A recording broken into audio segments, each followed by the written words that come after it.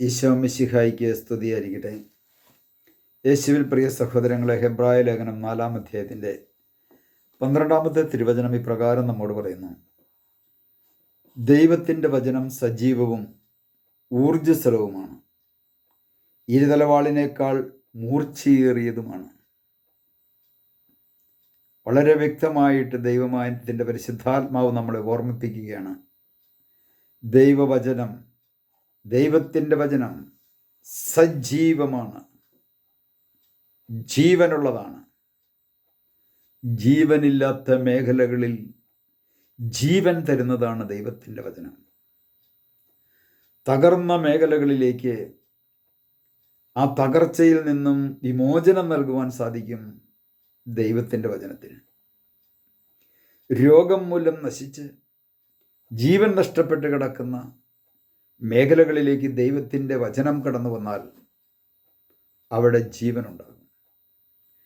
ഇവിടെ ദൈവത്തിൻ്റെ പരിശുദ്ധാത്മാവ് ഓർമ്മിപ്പിക്കുകയാണ്, ദൈവത്തിൻ്റെ വചനം സജീവമാണ്. വീണ്ടും പറയാണ്, അത് ഊർജ്ജസ്വലമാണ്.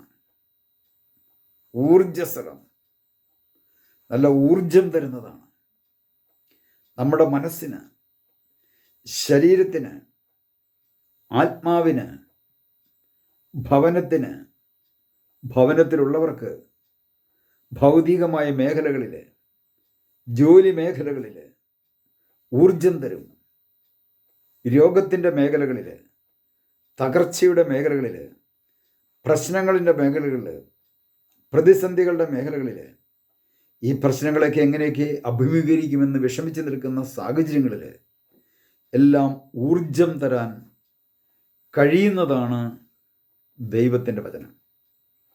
ദൈവത്തിൻ്റെ വചനം എന്ന് പറഞ്ഞാൽ അത് മറ്റാരുമല്ല, യേശു തന്നെയാണ്. ദൈവം തന്നെയാണ് ദൈവത്തിൻ്റെ വചനം. അതുകൊണ്ടാണത് സജീവമാണെന്ന് പറയാൻ കാരണം, അതുകൊണ്ടാണത് ഊർജ്ജസ്വലമാണെന്ന് പറയാൻ കാരണം. യോഹന്നാൻ്റെ സുവിശേഷം 1:1: ആദിയിൽ വചനമുണ്ടായിരുന്നു, വചനം ദൈവത്തോടു കൂടിയായിരുന്നു, ആ വചനം ദൈവമായിരുന്നു. അപ്പോൾ വചനം സമം ദൈവം. വീണ്ടും യോഹന്നാൻ്റെ സുവിശേഷം 1-ാം അധ്യായത്തിൻ്റെ 14-ാം തിരുവചനം: വചനം മാംസമായി നമ്മുടെ ഇടയിൽ വസിച്ചു, അവൻ്റെ മഹത്വം നമ്മൾ ദർശിച്ചു. വചനം മാംസമായി നമ്മുടെ ഇടയിലേക്ക് വസിച്ചത് നമ്മുടെ കർത്താവ് യേശു ക്രിസ്തുവാണ്. അപ്പോൾ ആ യേശുവാണ് വചനം. ആ യേശുവാകുന്ന വചനം സജീവമാണ്. വിശ്വസിക്കുക. ആ വചനത്തിൽ, യേശുവാകുന്ന വചനം ഊർജ്ജസ്വലമുള്ള വചനമാണ്. നിരാശയിലേക്ക്, തകർച്ചയിലേക്ക് പോകുന്നതല്ല, അത് ഊർജ്ജസ്വലമാണ്. അതുപോലെ തന്നെ ഇരുതലവാളിനേക്കാൾ മൂർച്ചയേറിയതാണ്.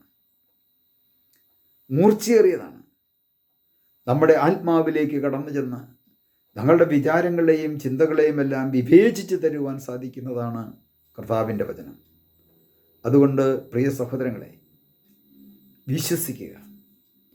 ദൈവത്തിൻ്റെ വചനം സജീവമാണെന്നും അത് ഊർജ്ജസ്വലമുള്ളതാണെന്നും ആ വചനം എൻ്റെ തകർച്ചകളിലേക്ക്, എൻ്റെ പ്രശ്നങ്ങളിലേക്ക്, എൻ്റെ പ്രതിസന്ധികളിലേക്ക്, എൻ്റെ രോഗപീഠകളിലേക്ക്, എൻ്റെ തലമുറകളിലേക്ക്, എൻ്റെ ജോലി മേഖലകളിലേക്ക്, എൻ്റെ പരാജയത്തിലേക്ക്, എൻ്റെ ഒറ്റപ്പെട്ട അവസ്ഥയിലേക്ക് ആ വചനം കടന്നു വരുമ്പോൾ, ആ ജീവനുള്ള വചനം എൻ്റെ ജീവിതത്തിലേക്ക് കടന്നു വരുമ്പോൾ ഞാൻ അനുഗ്രഹിക്കപ്പെടും.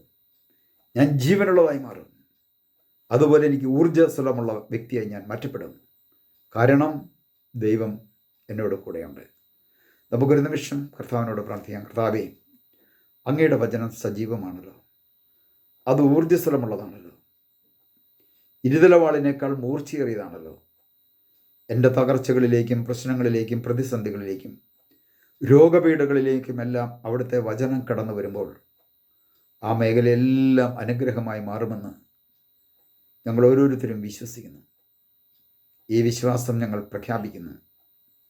പിതാവിൻ്റെയും പുത്രൻ്റെയും പരിശുദ്ധാത്മാവിൻ്റെയും നാമത്തിൽ. ആമേൻ.